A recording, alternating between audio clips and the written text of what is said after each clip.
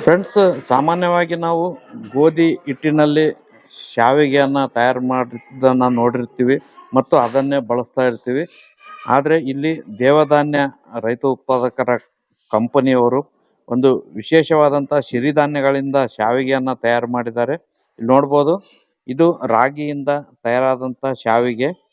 ಅದೇ ರೀತಿ ಸಾಮೆಯಿಂದ ತಯಾರಾದಂಥ ಶಾವಿಗೆ.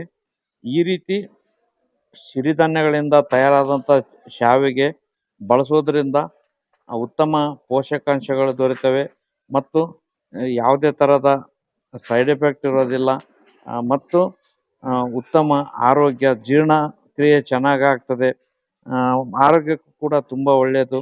ಈ ರೀತಿ ಸಿರಿಧಾನ್ಯಗಳನ್ನು ನಾವು ಒಂದೇ ರೀತಿ ಬಳಸೋ ಬದಲು ವಿವಿಧ ಬಗೆಯಲ್ಲಿ ಕೂಡ ನಾವು ಈ ಶಾವಿಗೆ ರೂಪದಲ್ಲಿ ಕೂಡ ಬಳಸ್ಬೋದು.